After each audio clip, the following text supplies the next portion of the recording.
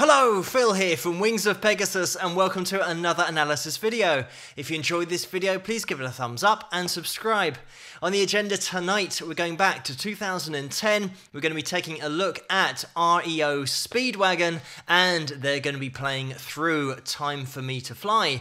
And this is a really interesting video for so many different reasons, but let's get into this performance.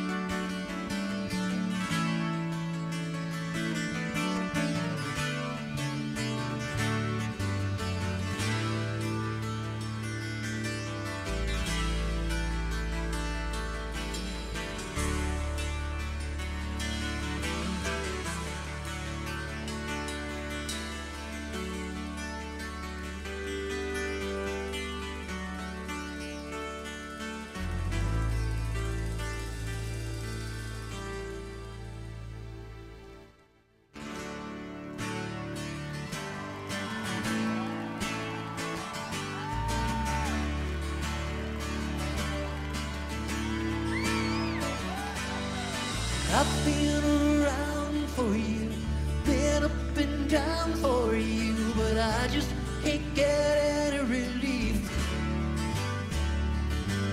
I swallowed my pride for you, lived and lied for you, but you still make me feel like a thief.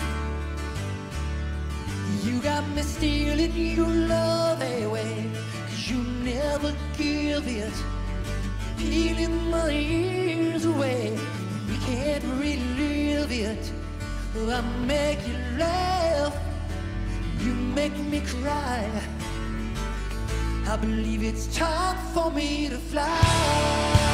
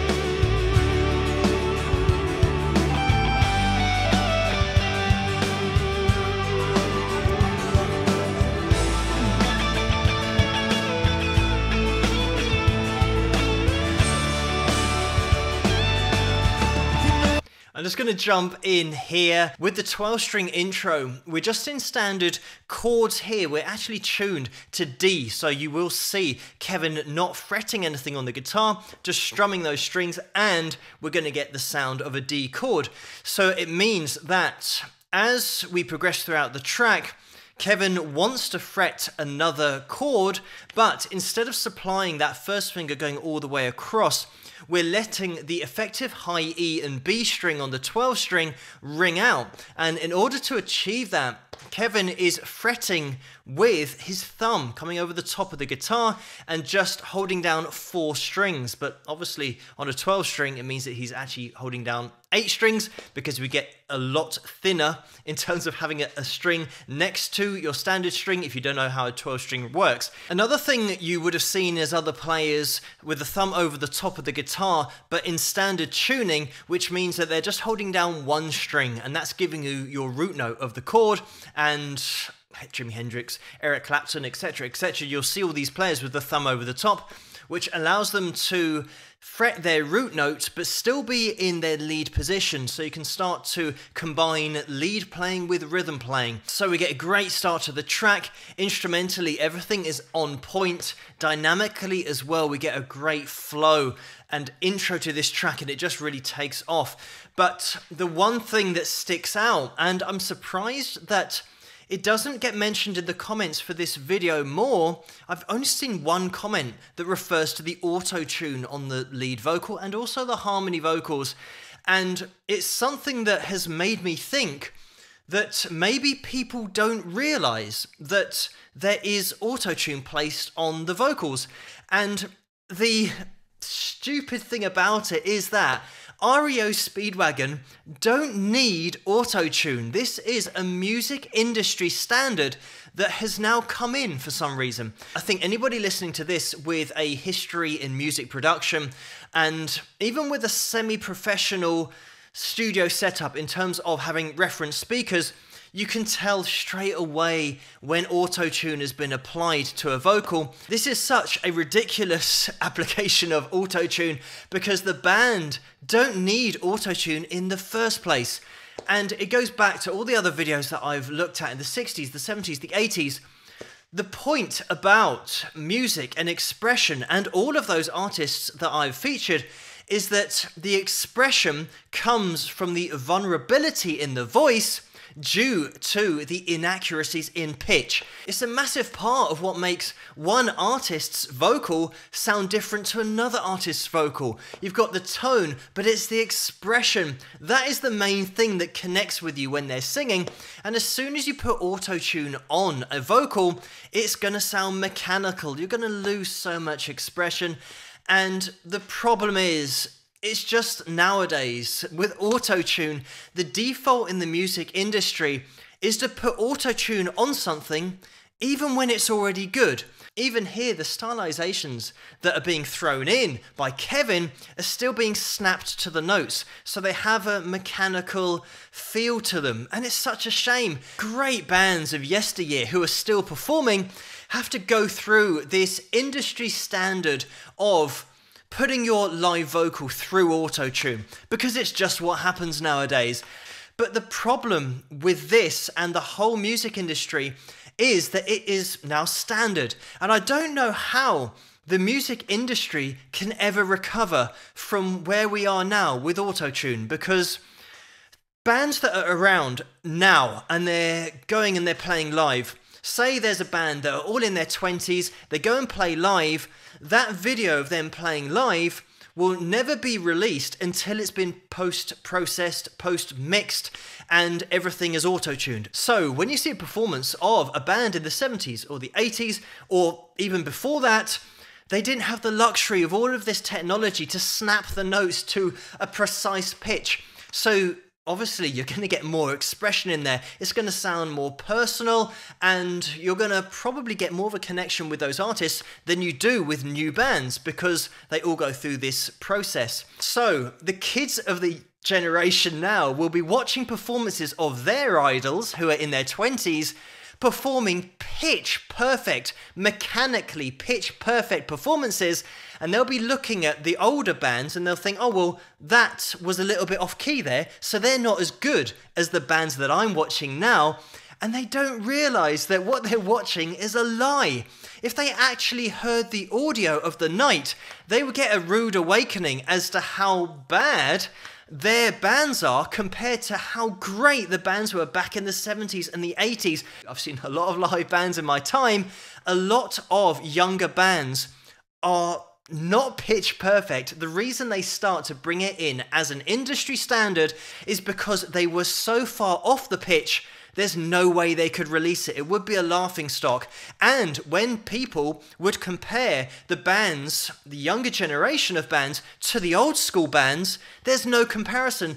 The people back in the 70s and the 80s were so good because they had to be, whereas now they don't have to be because they can be so far off pitch, it will just get auto-tuned and we'll release it and we'll make lots of money. That's what it all boils down to. I think because I'm just focusing so much on the auto-tune aspect of this performance, and everybody knows that watches this channel that all the suggestions, I write them down and I get to them. It just so happens that this was the video that was sent to me for REO Speedwagon, but I'll be doing another one on them in the future so that I can cover them as a band, getting into the history, also look at a performance that isn't auto-tuned so we get a more realistic representation of their expression live and why they were so good live. It's an absolute joke. And that is what the music industry is doing to music. It's making everything perfect after the fact. It already was perfect, but then they're taking that expression, all the musicality, all the nuances of the performance and just sticking it through a grater of auto-tune so that the shreds that are left are nothing compared to what you heard on the night. It's not a true representation of the art that you were experiencing at that time with that particular artist. The other thing that I haven't even mentioned yet is that auto-tune will change the sound of the singer's voice. It's giving it a particular tone because that is just the sound of the effects processor. Whenever you hear it on R&B or rap music, or even going back to when Cher first introduced it with her hit track, it all sounds the same. The voices all start to blend into just a male sound of auto-tune and a female sound of auto-tune. So again, you're losing such an important part of the singer's expression, their actual voice, their actual vocal cords, and now going through a processor before you can even hear them. Like I said, it's sacrilege to just treat the vocal like another entity that isn't part of the rest of the instruments. So we're not getting a true representation of the expression in the vocal. And I feel really sorry for someone like Kevin who does a great performance vocally and then has to watch the video and he might think, something's different here, and band members sometimes don't know auto-tune is going to be applied to their show afterwards. They only get to see it on the DVD and the Blu-ray, and then they'll think, hang on, my tone sounds a little bit off there. Why is that happening? But also, it's now a game they've got to play, because all of the young bands have this advantage of auto-tune. They think it's an advantage to have. I think the way to sum it up is that everybody in the younger generation currently judge everything musically on how it sounds. And back in the 60s and the 70s, everyone judged music on how it felt. And there is such a massive difference between those two things. But because you've never been exposed to how a song can move you or how you can feel about a particular track, you're never going to know what it felt like because you just think, oh, that sounds great. That was great. But why is it great? Because, oh, it was in tune. As I said, I don't know how the industry can get out of this rabbit hole that it's got stuck in.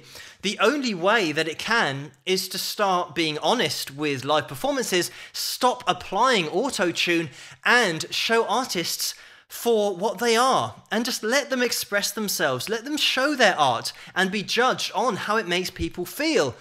And I think personally this is why in the future, 30 years time, independent artists of this generation are going to be the ones that are still around and still selling their albums, probably on their own personal website, because they can release their stuff unfiltered. They don't have to go through a major record label, and they will get fans. They will get millions of fans who buy into them because it's honest. So breaking it down, fundamentally the music industry is an industry. It's always going to be about making money.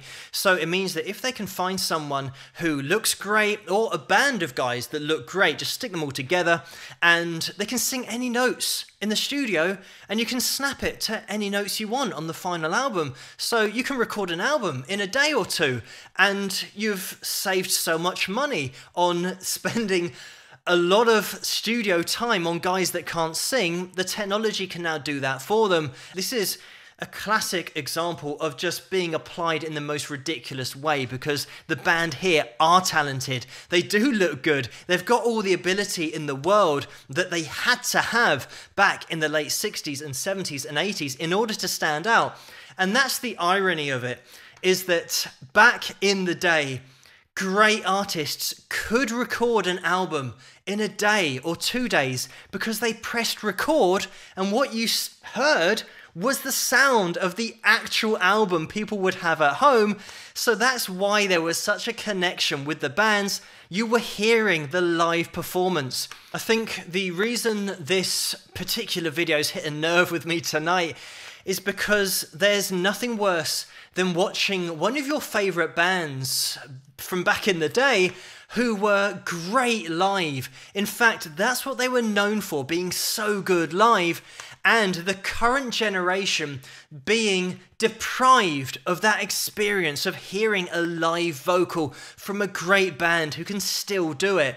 It's really insulting to me as a musician, but also as a fan. I've seen a performance by Kevin in 2019 that hasn't been auto-tuned because it was just a festival performance and it wasn't professionally recorded by the record label. And it's great. The guy can still sing. He's still got it. So putting this kind of thing on his voice, the auto-tune, is such sacrilege to his vocal ability that he's still got. But like I said earlier, I'm going to do another video on REO Speedwagon, more of an analysis of a live performance with their background in there as well. And it won't be an auto-tune performance, it'll be something from back in the day or something more recent, but just pure live REO Speedwagon, because they're such a great live band. But anyway, thank you for suggesting this video for me to take a look at, and I apologize that it's gone off in a different direction, but at least for the future now, you guys watching this channel will know that I will flag anything that is auto-tuned or that I deem to be auto-tuned, given the speaker setup that I've got and my history and experience in music production. But again, I will see you guys at the next video. Keep the suggestions coming in the comments below. If you did enjoy this video, please give it a thumbs up and subscribe, and I'll see you guys at the next one. Rock!